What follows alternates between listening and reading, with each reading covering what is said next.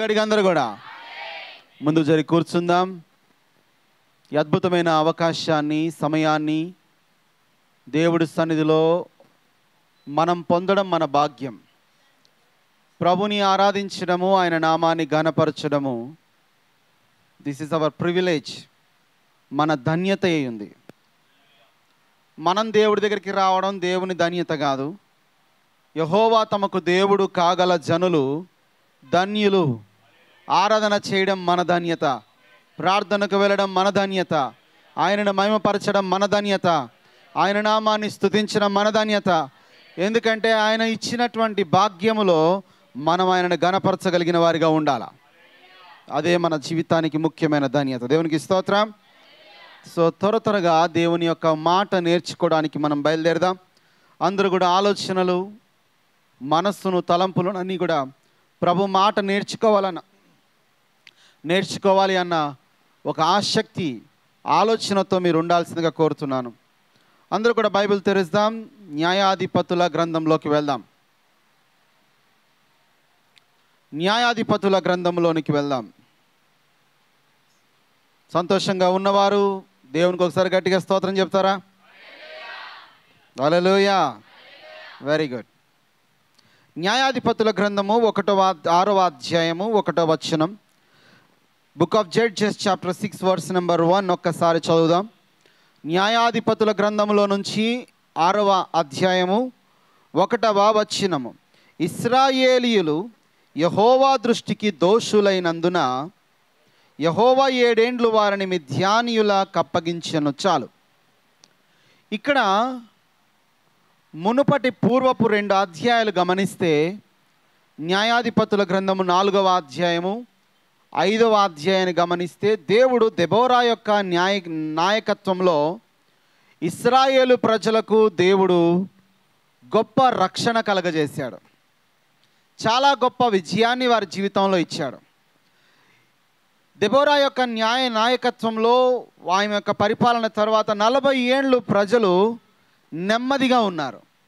40 ఏండ్ల కాలము ప్రజలు సంతోషంలో ఉన్నారు, నెమ్మదిగా ఉన్నారు, శాంతితో ఉన్నారు, సమాధానంతో ఉన్నారు. 5వ అధ్యాయము 31వ వచనము చివరి లైన్ మీరు గమనిస్తే ఇక్కడ రాయబడిన లేఖనాన్ని మీరు గమనించవచ్చు మాటను. 5వ అధ్యాయము చివరి వచనములో చివరి లైన్, తరువాత దేశము 40 సంవత్సరములు నిమ్మళముగా ఉండెను. ఏ యుద్ధాలు లేకుండా, ఎవరి పోరాటము లేకుండా, ఎవరు వెంబడించకుండా, ఎవరు దూషించకుండా, ఎవరు హింసించకుండా, ఎవరు బాధించకుండా 40 సంవత్సరాలు దేశము నెమ్మదిగా ఉంది. ఈ నెమ్మది కాలములో ప్రజలు ఏమైపోయారంటే, నెమ్మదిని దేవుడిచ్చిన తర్వాత, దేవుడు కష్టాన్ని దాటిచ్చాక, వ్యాధిని దాటిచ్చాక, సమస్యను దాటిచ్చాక, రోగాన్ని దాటిచ్చాక, మనుషులు నెమ్మదిగా ఉన్నప్పుడు మరింత దేవుడికి దగ్గర కావాలి, మరింత దేవునిపై ఆధారపడాలి, మరింత సుగుణ సంపన్నులుగా మారాలి, మరింత బుద్ధిమంతులుగా మారాలి, మరింత మంచివారిగా మారాలి. కానీ విషయం ఏంటంటే, నెమ్మది కాలములో ప్రజలు ఏమైపోయారు, అంతా బాగానే ఉంది కాబట్టి పర్వాలేదని చెప్పి మెల్లిగా దైవ యొక్క క్రమము నుంచి, దేవుని యొక్క ఉపదేశ క్రమాన్ని నుండి, దేవుని యొక్క నీతి, న్యాయ, మంచితనాల నుంచి ప్రజలు తొలగిపోయి ఇష్టానుసారంగా ప్రవర్తించడం మొదలుపెట్టారు. మీరు మొదటి తెస్సలోనికలు రాసిన పత్రికలో మీరు గమనిస్తే, మొదటి తెస్సలోనికలు రాసిన పత్రిక 5వ అధ్యాయం 3వ వచనంలో, లోకులు నెమ్మదిగా ఉన్నది, భయమేమీ లేదని చెప్పుకొనుచుండగా. లోకము ఏం ఆలోచన చేస్తుందంట, అంతా బాగానే ఉంది, నెమ్మదిగానే ఉంది కాబట్టి భయపడనక్కర్లేదు, ప్రశాంతంగానే ఉందని వారు ఎలాంటి పరిస్థితిలో ఉన్నారంటే నిర్లక్ష్యంగా ఉన్నారు, అశ్రద్ధగా ఉన్నారు. అంతా బాగానే ఉంది కదా అన్న కాన్సెప్ట్లో వాళ్ళు అశ్రద్ధగా, నిర్లక్ష్యంగా ఉన్న పరిస్థితిలో మెల్లిమెల్లిగా దైవ క్రమం నుండి, విశ్వాసము నుండి, భక్తి నుండి, ప్రార్థన నుండి, నమ్మకమైనటువంటి దేవుని యొక్క క్రమము నుండి ప్రజలు తొలగిపోయి ఇష్టానుసారంగా ప్రవర్తించడం మొదలుపెట్టారు. ద్వితీయోపదేశకాండం 28వ అధ్యాయము 47వ వచనం. ద్వితీయోపదేశకాండం 27వ అధ్యాయము, Deuteronomy chapter 28 verse number 47లో ఏముందంటే, నీవు సర్వ సమృద్ధి కలిగి ఉన్నప్పుడు, అంటే నీకు సమృద్ధి ఉన్నప్పుడు, ఆరోగ్యం ఉన్నప్పుడు, డబ్బులు ఉన్నప్పుడు, ఉద్యోగం ఉన్నప్పుడు, వ్యాపారం ఉన్నప్పుడు, నీకు అన్ని వెసులుబాట్లు ఉన్నప్పుడు నీవు హృదయానందముతో దేవునిని సేవించాలి. ఎలా అంటే దేవుణ్ణి ఎలా సేవించాలి? గట్టిగా చెప్పట్లేదు ఈ మాట, చెప్పాలి గట్టిగా. సంతోషముతో దేవుణ్ణి సేవించాలి. ఎందుకంటే నువ్వు ఇప్పుడు ప్రస్తుతానికి సమృద్ధిలో ఉన్నావు, సమాధానంలో ఉన్నావు, ఆరోగ్యంలో ఉన్నావు, నీవు అనుకున్నటువంటి ఉద్యోగంలో ముందుకు చక్కగా కొనసాగుతున్నావు. ఈ టైంలో నువ్వు ఇచ్చిన ఈ ధన్యతకే వందనాలని హృదయముతో సంతోషముతో దేవుని ఏం చేయాలి? సేవించాలి. కానీ నెమ్మదిగా ఉన్న కాలంలో ప్రజలు ఏమయ్యారు? దేవుణ్ణి వదిలేసేసే పరిస్థితిలోకి వచ్చారు, దేవుణ్ణి విడిచిపెట్టే పరిస్థితిలోకి వచ్చారు. దేవుని క్రమాలను, దేవుని భక్తిని వదిలేసి వాళ్ళు ఏం చేశారంటే మెల్లిగా తొలగిపోతూ ఉన్నారు. కానీ దావీదు జీవితంలో ఒక ప్రత్యేకత ఉందండి. దావీదు అనేక సంవత్సరాలు పోరాటంలోనే ఉన్నాడు. చిన్న వయసు నుంచి అతనికి ఊహ వచ్చే వరకు ఒక రకమైనటువంటి పోరాటం. తనకు ఊహ వచ్చాక కొంచెం పడుచు పిల్లవాడు అవుతున్నప్పుడు, వయసులో కుర్రోడుగా మారుతున్నప్పుడు వాళ్ళ తల్లిదండ్రులు, అన్నదమ్ములు ఏం చేశారంటే అతన్ని గొర్రెలు మేపేవాడిగా బాధ్యత అప్పగించారు. ఆయన వెళ్ళి గొర్రెల్ని మేపుకుంటూ అడవిలో ఉండి అక్కడ సింహాలను, ఎలుగుబంటును ఎదురిస్తూ వాటిని కాపాడుకుంటూ అక్కడ ఉన్నటువంటి పోరాటం. తర్వాత సౌలు దగ్గరికి రావడం, ఆయన సైన్యంలో చేరడం, అక్కడ పోరాటం. అనేక సంవత్సరాలు సౌలు జీవితంలో పోరాటమే, విశ్రాంతి లేని పరిస్థితి.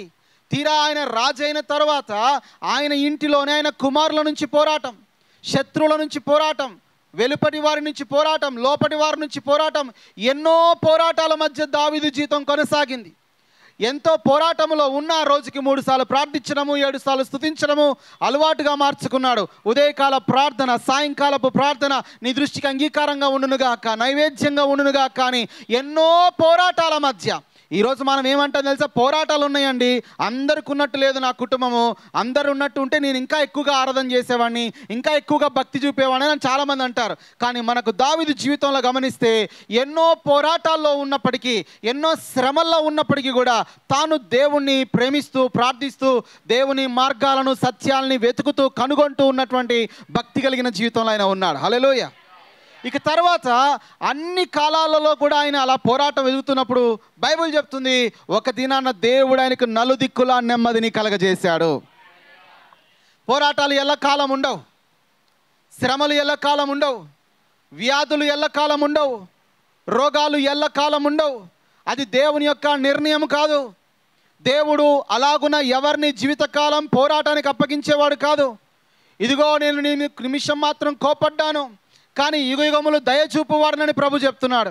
1000 తరములను కరుణించువాడనని ఆయన చెప్తున్నాడు. సాతాను శోధించుటకు వచ్చినను కొంతకాలమే అలా ఆయన అనుమతిస్తాడు తప్ప ఎల్లకాలము తన ప్రజలను అనుమతించేవాడు కాదు. ఒక దినం వచ్చింది. 2వ సమూయేలు గ్రంథము 7వ అధ్యాయం 1వ వచనం చదవండి. 2 సామ్యుయల్ చాప్టర్ 7 వర్స్ నెంబర్ 1. యెహోవా నలుదిక్కుల అతని శత్రువుల మీద అతనికి విజయం ఇచ్చి శత్రువులందరిపైన ఎన్ని గుంపులు, ఎందరు శత్రువులు ఉన్నారో వారందరి మీద దావీదునకు దేవుడు ఏమిచ్చాడు? జయాన్ని ఇచ్చాడు. చెప్పాలి గట్టిగా, ఇంకొకసారి చెప్పండి గట్టిగా. ఇంకా జయము పొందవలసిన వారు ఇక్కడ ఉన్నారు. జయించవలసినటువంటి శత్రువులు మీ జీవితంలో ఉన్నాయి. శత్రు సంబంధమైనటువంటి అలవాట్లు, జయించవలసినటువంటి పొరపాట్లు, జయించవలసినటువంటి లోపాలు, జయించవలసినటువంటి వంకరి మార్గాలు, జయించవలసినటువంటి బుద్ధులు, జయించవలసిన గుణాలు, జయించవలసిన పాపాలు ఇంకా ఎన్నో ఉన్నాయి. వాటిని జయించే వారిగా మారాలి.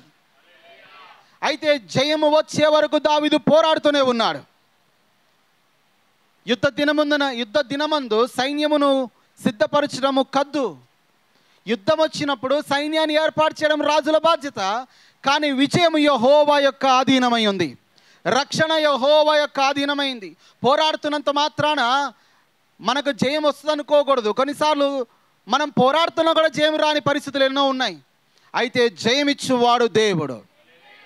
ఆ విషయం దావీదుకు తెలుసు. కాబట్టి ఈరోజు యుద్ధంలో గెలవచ్చు, ఓడిపోవచ్చు. ఈరోజు యుద్ధంలో కొన్నిసార్లు ఎక్కువ విజయం, కొన్నిసార్లు తక్కువ విజయం రావచ్చు. అయినా కూడా తాను మాత్రం విజయాల మీద, జయాల మీద, అపజయాల మీద ఆధారపడలేదు. కానీ దావీదు దేవుడి మీద ఆధారపడి ప్రార్థనాపూర్వకంగా ఎప్పుడు దేవుని మాటను అనుసరిస్తూ ముందుకు సాగేవాడు ఆయన. అయితే ఒక దినం వచ్చినప్పుడు దేవుడు అందరి మీద దావీదునకు ఏమిచ్చాడు? జయం ఇచ్చాడు. చెప్పాలి గడిగా. రెండోది ఏమిచ్చాడు? నెమ్మది ఇచ్చాడు. నలు దిక్కులా దేవుడు ఏమిచ్చాడు ఆయనకి? నలు వైపులా ఎన్ని సైడ్స్ ఉన్నాయో ప్రతి సైడ్లో, ప్రతి దిక్కున దేవుడు ఆయనకి ఏమిచ్చాడట? నెమ్మది కలగజేశాడు. నెమ్మది కలగజేసిన తరువాత దావీదు దేవుని మందిరం గురించి ఆలోచించడం మొదలుపెట్టాడు. దావీదు మందిరం గురించి ఆలోచించడం మొదలుపెట్టాడు. నా యొక్క విజయానికి, నా యొక్క నెమ్మదికి, నా యొక్క ఆరోగ్యానికి, నా యొక్క సుఖ దుఃఖాలకు, నా సంతోషాలకు, నా ఆనందం అన్నిట్లో కూడా దేవుడు తోడుగా ఉన్నాడు. నన్ను ఈరోజు నెమ్మదిలోకి నడిపించాడు. నేను ఆయన కొరకు బ్రతకాలి, నేను ఆయన కొరకు ఏదైనా ఒకటి చేయాలి, నేను ఆయన కొరకు ఏదైనా ఒకటి ఆలోచించాలి, నేను ఆయన కొరకు ఏదైనా. చూడండి, చాలాసార్లు ఆరోగ్యం రావాలి రావాలి రావాలని ప్రార్థన చేస్తాం. తీరా ఆరోగ్యం వచ్చిన తర్వాత వాడు ఆరోగ్యం ఇచ్చిన దేవుని మహిమపరచరు, లేక ఆరోగ్యం ఇచ్చిన దేవుని కొరకు ఏదో ఒకటి చేద్దాం, బతుకుదామని ఆలోచించరు. డబ్బులు లేనప్పుడు రావాలి రావాలి పోవాలి, సమస్యలు పోవాలి రావాలని ప్రార్థన చేస్తారు.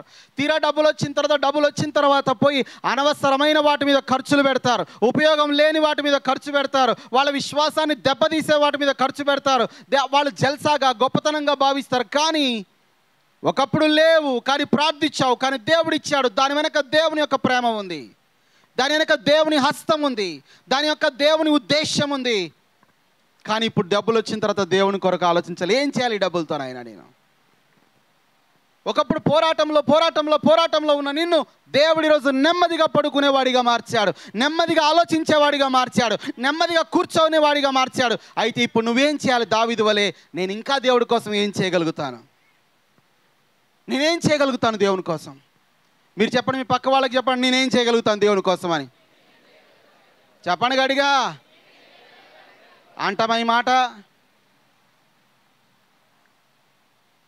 ఏం చేయగలుగుతాను? దావీదు ఇమ్మీడియట్లీ పిలిచాడు నాతాను ప్రవక్తను. నేనేం చేయాలి? నా హృదయంలో ఒక ఆశ పుట్టింది, దేవాది దేవునికి ఒక మందిరం కట్టాలని కోరిక పుట్టింది. నేనైతే రాజనగరిలో ఉన్నాను, దేవుని యొక్క మందిరం, దేవుని యొక్క మందసము గుడారంలో ఉంది. I have to do something for him. దేవుని కొరకు ఏదో ఒకటి చేయాలి. ఇక్కడ ఇశ్రాయేలు ప్రజలు నెమ్మది కాలంలో తప్పిపోయారు, కానీ దావీదు నెమ్మది కాలంలో దేవుని కొరకు మందిర నిర్మాణం కొరకు ఆలోచించాడు. Praise the lord.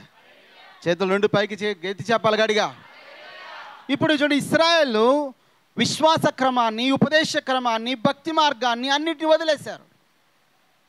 వదిలేసి వాళ్ళు నివసిస్తున్న అమోరియుల, కనానీయుల పద్ధతులను అనుసరించారు, వాళ్ళ విశ్వాసాన్ని అనుసరించారు, వాళ్ళ మార్గాలను అనుసరించారు. వాళ్ళు వాటికి భయపడ్డారు. అమోరియుల దేవి దేవతలకు భయపడ్డారట. ప్రభు అంటున్నాడు చూడండి, ఇక్కడ 6వ అధ్యాయం 10వ వచనంలో, మీరు వారికి భయపడద్దని చెప్పాను కదా, అయినా మీరు వాటికి ఎందుకు భయపడ్డారు? యెహోవా మీ పక్షమందుండగా మీకు విరోధి ఎవడు?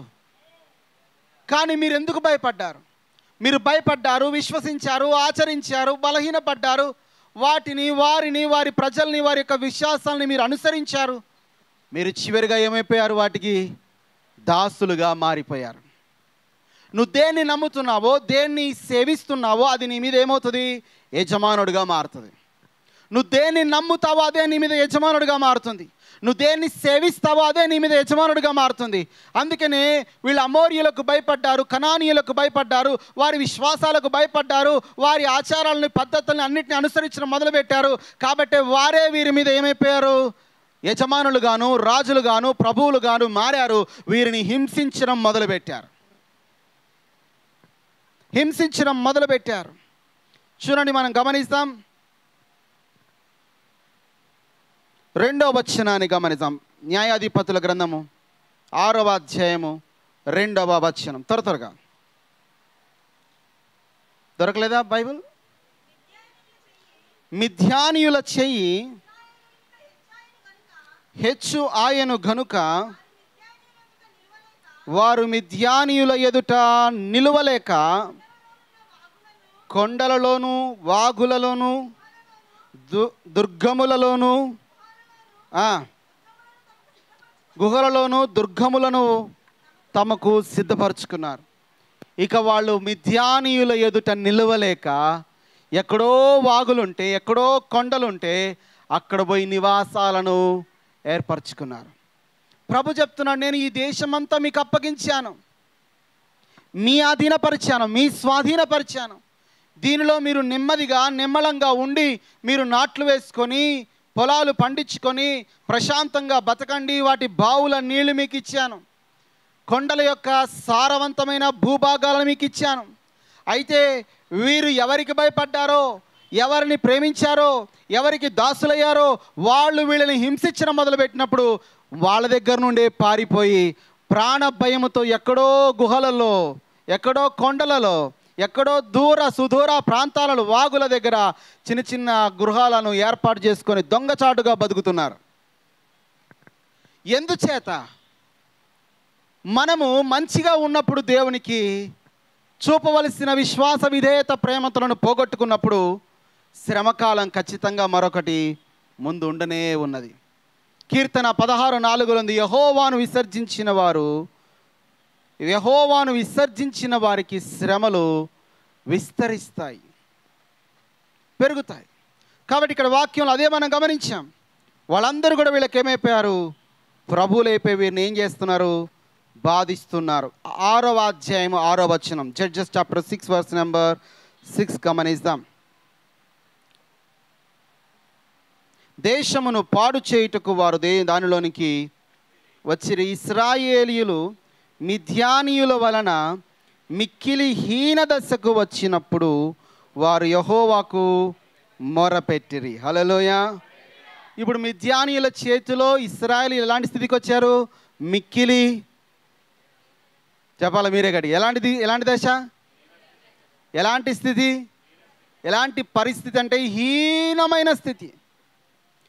ఎందుకంటే వీళ్ళు ఎంత కష్టపడి ఎన్ని పొలాలు పండించినా, ఎంత పశువులను కాపాడుకున్నా వాళ్ళు వస్తున్నారు, కనానీయులు అమోరీయులు వచ్చి మొత్తము తీసుకొని వెళ్ళిపోతున్నారు.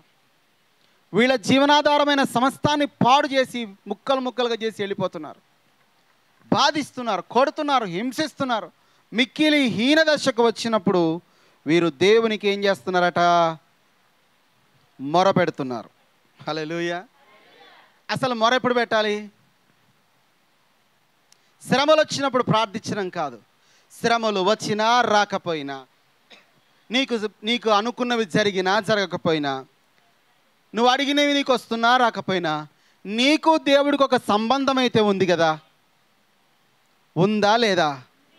దేవునికి మనకు సంబంధం ఉందా? చెప్పండి, ఉందా లేదా? ఉన్నప్పుడు ఏం చేయాలి? మనం సెల్ఫ్ సెంటర్డ్గా ఉండకూడదు.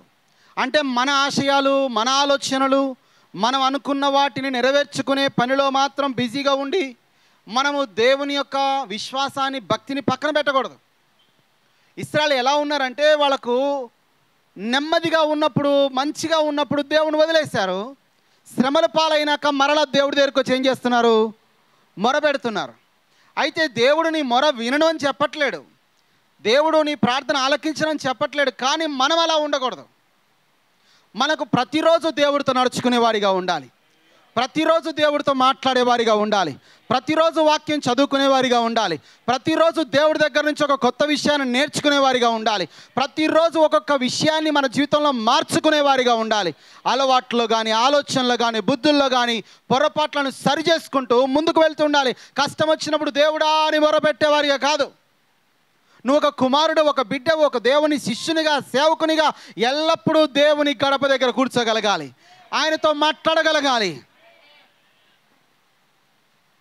మరి ఆయన పాదముల యొద్ద కూర్చొని ఆయన మాటలు వింటూ సంతోషంగా వాటిని స్వీకరిస్తూ ఆనందిస్తూ ఉంది. అవసరం వచ్చినప్పుడు చేసే ప్రార్థనల కన్నా అవసరం ఉన్నా లేకపోయినా ఆయనతో గడుపుతూ నిత్యము నిలిచి ఉండి నడుచుకునే కృప కలిగిన వారు కావాలి. హల్లెలూయా చెప్పండి గట్టిగా. నీ దీపము నిత్యము వెలుగుచుండనీయుడి.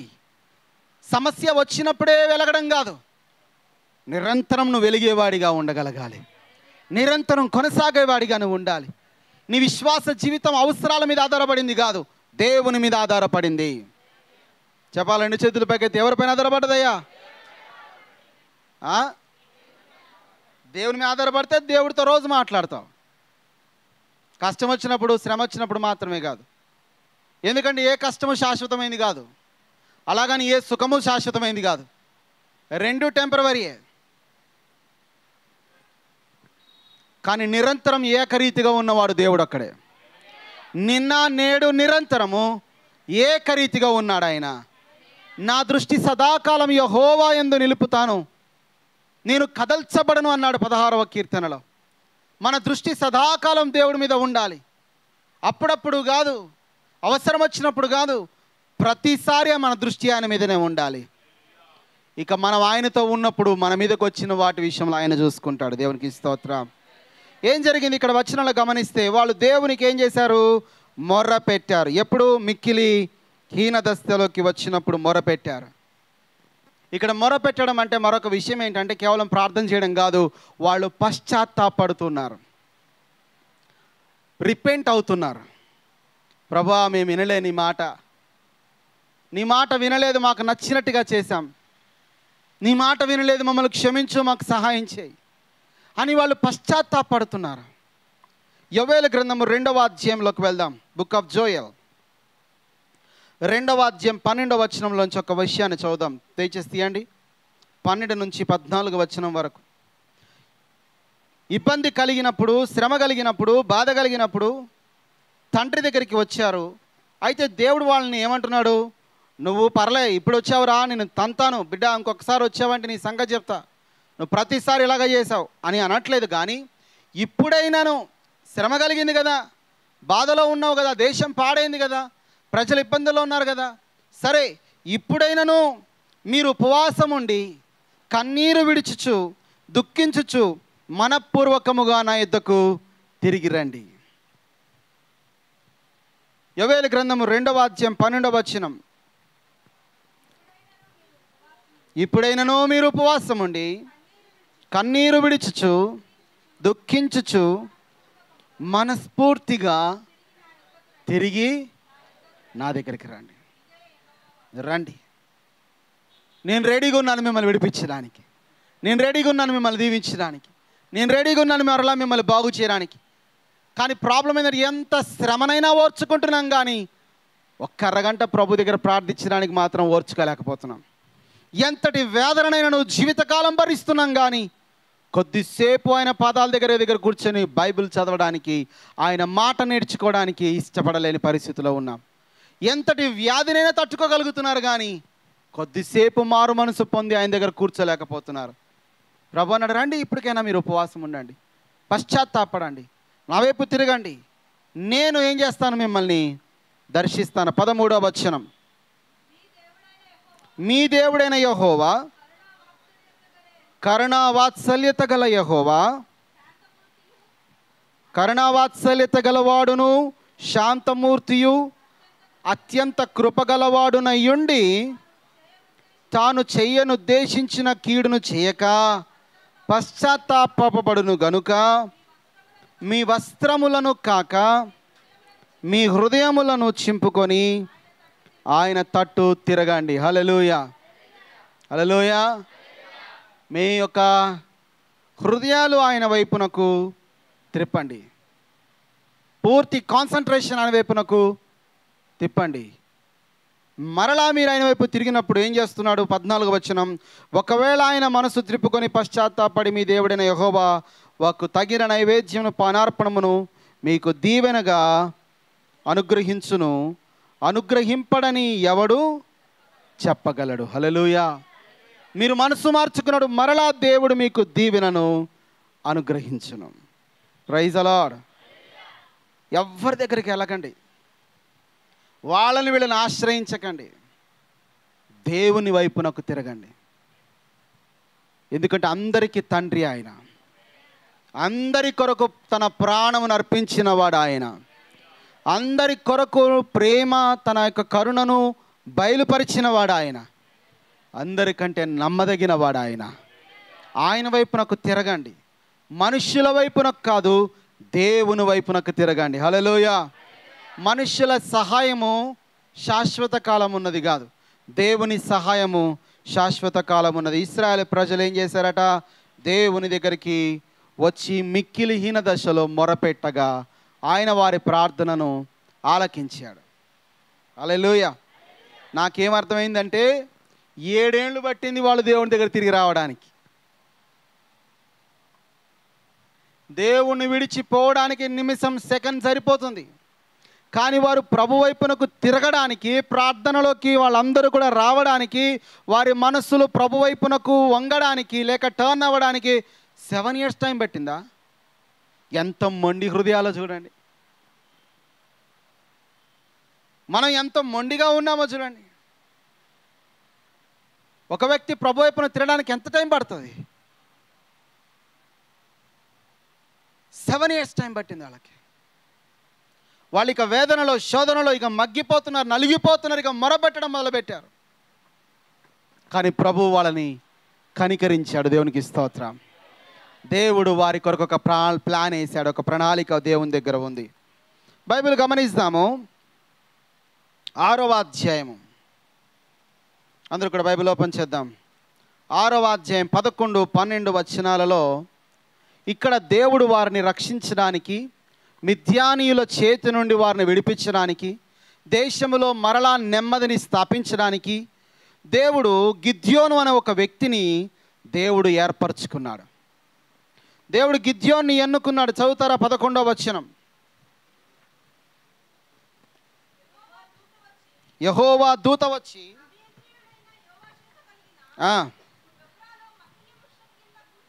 ఓకే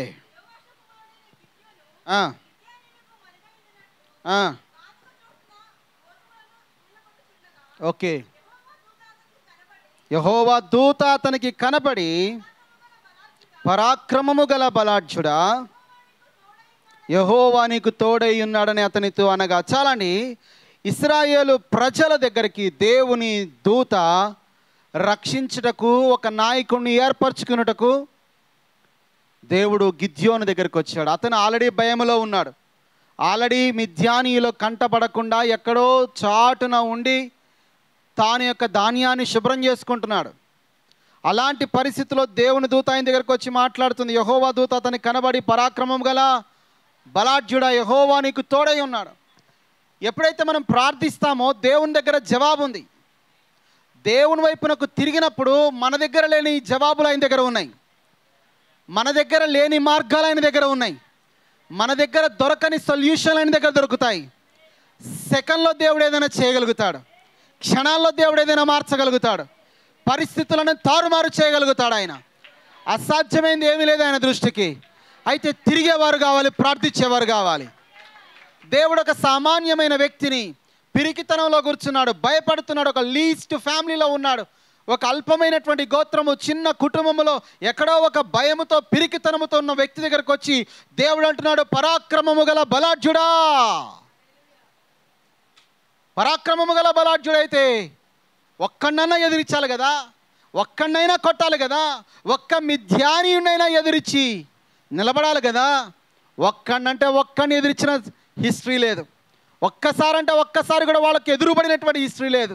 భయానికి దాక్కున్నటువంటి హిస్టరీ అక్కడ రాయబడ్డది. కానీ దేవుడు అంటున్నాడు, నీ ప్రస్తుత పరిస్థితి కోసం దేవుడు మాట్లాడతలేడు.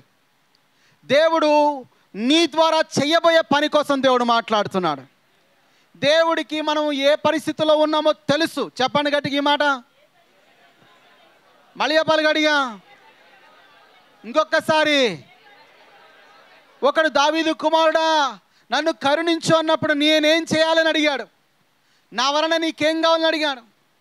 అవును బాబు, నువ్వు ఏ పరిస్థితిలో ఉన్న అడగలే. ఎందుకంటే ఆయనకు తెలుసు ప్రతి వారు ఏ స్థితిలో ఉన్నారో, వారి కుటుంబం ఏ స్థితిలో ఉందో, వారి భార్యాభర్తల సంబంధం ఏ స్థితిలో ఉందో, వారి బిడ్డలు ఏ స్థితిలో ఉన్నారో, వారి ఆర్థిక, ఉద్యోగ, వ్యాపార పరిస్థితులు ఏ స్థితిలో ఉన్నాయో దేవాది దేవుడికి తెలుసు. తెలుసా తెలవదా? చెప్పండి. అయితే తెలిసిన దాన్ని బట్టి దేవుడు మాట్లాడతలేదు. చెయ్యబోయే దాన్ని దేవుడు గుర్తుపెట్టి మాట్లాడుతున్నాడు.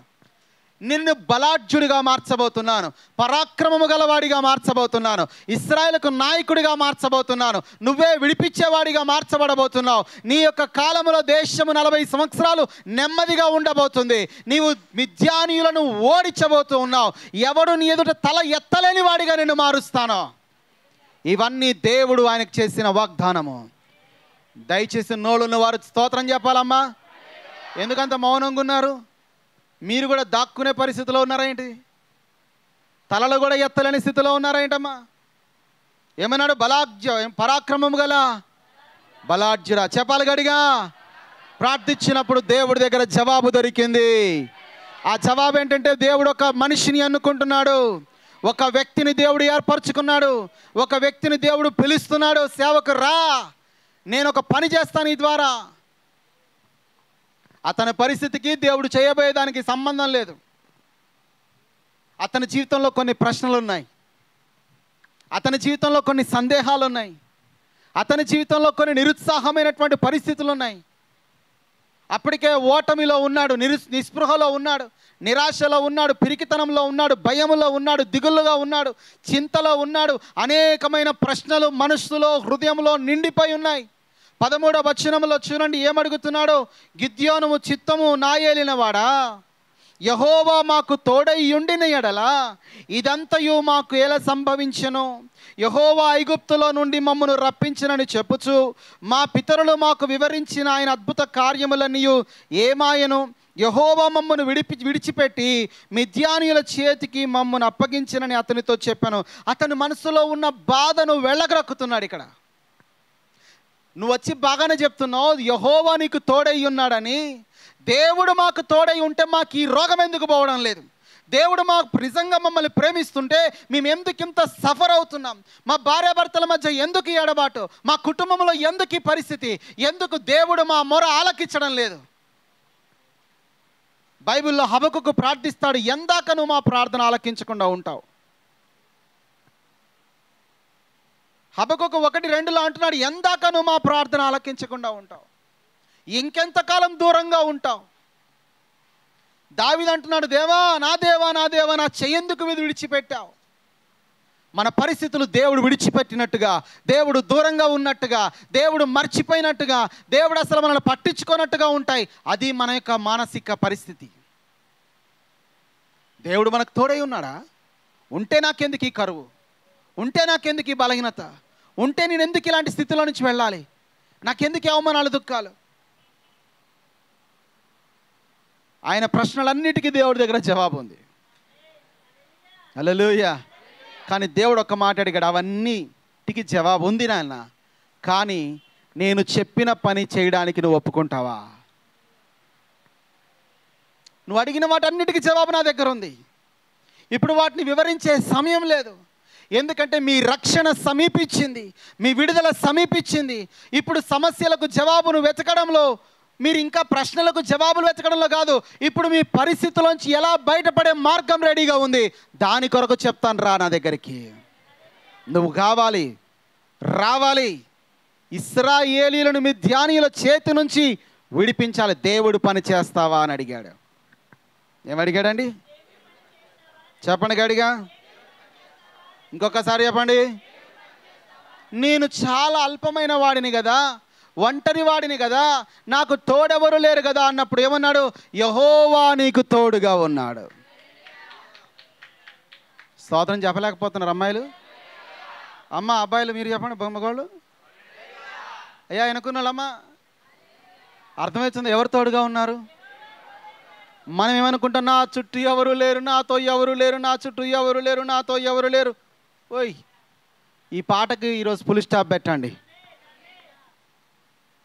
నా చుట్టూ నాతో ఎవరు ఉండరు. అలా ఉంటే నాకు దేవుడితో పని లేదు. అలా ఉందనుకునే వీళ్ళు దేవుడిని విడిచిపెట్టారు. నా బలం చూడు, నా కండలు చూడు, నా అందం చూడు, నా తెలివిని చూడు, నా బుద్ధిని చూడు, నా చదువును చూడు, నా గుణం చూడు అని చెప్పి నన్ను చూడు, నా ఈపిని చూడు అన్నట్టుందట పరిస్థితి. యెహోవా నీకు తోడై ఉన్నాడు కదా, అయిననేమి నేను ఒంటరి వాడినే, లీస్ట్ పర్సన్నే, అల్పుడనే, చాలా అయోగ్యుడినే, అపాత్రుడనే, నాతో ఎవరు లేరే, అయితే ఏంటి యెహోవా నీతో ఉన్నాడు అన్నాడు కదా. 16వ వచనం, నేను నీకు తోడయ్యుందును గనుక నీ ఒకే మనిషిని హతము చేసినట్లు మిద్యానీయులను నీవు హతము చేయదు. Praise the lord. నువ్వు నా మాట వినాల, నా పని చేయాలి, నా సేవ చేయాలి. ఆ పనికి ఒప్పుకోను.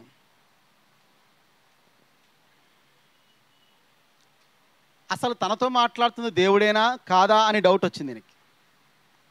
ఎందుకంటే ఉన్న వాస్తవమైన పరిస్థితులకు విభిన్నమైనటువంటి స్థితిలో ఇంకా ఆయన వచ్చి మాట్లాడుతున్నాడు. అసలు దేవుడేనా మాట్లాడుతుంది నాతోటి, దేవుని దూతైనా వచ్చింది నా దగ్గర, కన్నా డౌట్ వచ్చింది ఆయనకి. అప్పుడు నాకు ఒక సూచన కనపరచని అడిగాడు.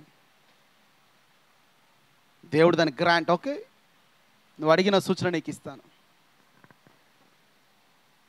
నువ్వు అడిగిన సూచన నేను నీకు ఇస్తాను. నీతో మాట్లాడుచున్న వాడను నేనే అని నువ్వు గ్రహించినట్లుగా నీకు ఒక సూచన ఇస్తాను. మాంసం తీసుకొచ్చాడు, అక్కడ రాతి మీద పెట్టాడు, నీళ్ల కుండ తెచ్చి పెట్టాడు. యెహోవా దూత చేతిలో ఉన్న కర్రను అలా తగిలించగానే రాతిలో నుండి అగ్ని బయలు వెళ్ళి దహించిందట. మొత్తం అర్పణ అంతా సెకండ్లో మాడిపోయింది, కాలిపోయింది. చూస్తుండగానే ఈయన అదృశ్యుడైపోయాడు. ఈ దేవుని దూత చూస్తుండగానే మాయమైపోయాడు. చూస్తుండగానే అప్పుడు ఇమ్మీడియట్లీ ఆయన సాష్టాంగపడి నమస్కరించి దేవునికి ఒక బలిపీఠం కట్టి యెహోవా షాలోమ్ అనే పేరు ఆ రోజే ఆయన పెట్టాడు. హల్లెలూయా.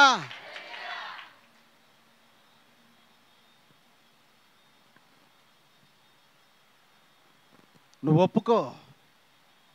ఫస్ట్ నెమ్మది నీ దగ్గరే స్టార్ట్ అవుతుంది, నీ మనసులోనే స్టార్ట్ అవుతుంది, నీ హృదయంలోనే స్టార్ట్ అవుతుంది. దేవుని సమాధానం అక్కడే స్టార్ట్ అయింది. నాకు నెమ్మది ఇచ్చావు దేవా, నన్ను చూచిన దేవా, నా కొరకు ఇక్కడ నిలబడిన దేవా అని చెప్పి దేవుని మాటకు విధేయుడయ్యాడు ఆయన. అలా చెప్పండి గడిగా. ఈరోజు దేవుడు ఇక్కడున్న కొంతమందితో అదే మాట్లాడుతున్నాడు. నీ పరిస్థితుల కోసం ఆలోచిస్తున్నావు కరెక్ట్, నేను బయట తీసుకొస్తాను, నా పన్ను చేస్తావా, నా కోసం నిలబడతావా? నేను నీ పక్షంగా ఉండి నేను నీ దేశాన్ని, నీ ప్రజలు నేను కాపాడతాను. హల్లెలూయా. మనకు దేవునికి సంబంధం ఉంది. అందుకే అంటున్నాడు, నువ్వు నా పక్షమందు ఉంటావా, ఇదిగో నేను నీ పక్షమందుండి కార్యం చేస్తాను. ఆయన ఒప్పుకున్నాడు. ఒప్పుకొని వెళుతున్నప్పుడు దేవుడు గిద్యోన్ని చాలా అద్భుత రీతిగా వాడుకున్నాడు. తన చేతిలో ఉన్న కత్తితో ఒక్కని చంపకుండానే ఒక దేవుని జ్ఞానము చేత, తెలివి చేత శత్రులను వారే పరుచుకొని చచ్చునట్లుగా చేశాడు. 30,000 మంది వచ్చిన తర్వాత పంపించి వేస్తే 29,000 మంది వెళ్ళిపోయి 1000 మంది మిగిలిన, 1000 మంది పోయిన తర్వాత 300 మందే మిగిలిన, 300 మంది తన పక్షమందు ఉండగా 10,000 మంది కంటే ఎక్కువ, 1,00,000 మంది కంటే ఎక్కువ శత్రువులు ఉండగా ఈయన ఒక్కడే దేవుని కొరకు నిలబడ్డాడు. దేవునికి స్తోత్రం. హల్లెలూయా. బైబిల్ ఏం చెప్తుంది తెలుసా? గిద్యోను యవల రొట్టి వారిని పడిగొట్టను అని రాయబడ్డది వాక్యంలో. గిద్యోను యొక్క యవల రొట్టి ఏం చేసిందట? బార్లీ రొట్టె వాళ్ళని పడగొట్టెను. అది దేవుడిచ్చిన దర్శనం ఆయనకి. అది గిద్యోను ఖడ్గమే, యెహోవా ఖడ్గమే. ఆ రొట్టె దేవుని ఖడ్గంతో పోల్చబడ్డది. శత్రువులను పడగొట్టాడు. దేవునికి స్తోత్రం. దేశము నెమ్మదిగా మరలా జీవించడం ప్రారంభమైంది. ఈరోజు దేవుడు మీరు ఉద్యోగాలలో, ఎంతసేపు వ్యాపారాలలో వాటి కొరకే ఆలోచిస్తున్నాడు. దేవుడు ఇక్కడున్న ప్రతి ఒక్కొక్కరి మీద ఒక్కొక్క ఆలోచన కలిగి ఉన్నాడు. మీరు దాంతో ఏకీభవించడంలే. మీరు ఎంతసేపు దేవుణ్ణి మీ అవసరాల కొరకు వాడుకుంటున్నారు. దేవుణ్ణి మీ అవసరాన్ని తీర్చండి, మమ్మల్ని దీవించండి, మా అవసరాన్ని తీర్చండి, మమ్మల్ని దీవించండి అంటున్నారు. కానీ దేవా నేను నీ కొరకు ఏమి చేయగలుగుతాను అనే ఆలోచన దావీదు మనసులో పుట్టినట్టుగా నీ మనసులో పుట్టడంలే. నేను నీ కొరకు ఏదో ఒకటి చేసేవాడిగా నన్ను మార్చు, నన్ను నిలబడేవాడిగా, నీ కొరకు నిలబెట్టేవాడిగా, నీ కొరకు పనిచేసేవాడిగా, నీ కొరకు రక్షించేవాడిగా నన్ను మార్చు దేవా అని ఒకవేళ నువ్వు ప్రార్థన చేసి దేవుణ్ణి వెతికితే దేవుడు అంటున్నాడు, నేను నిన్ను వాడుకుంటాను. హల్లెలూయా. కేవలం అవసరాల కొరకే నువ్వు ప్రార్థిస్తున్నావు. ఒకరోజు ఒక సహోదరి నాతో ఇలా చెప్పింది, దేవుడు చెప్పాడట నువ్వు సేవకు రావాలని.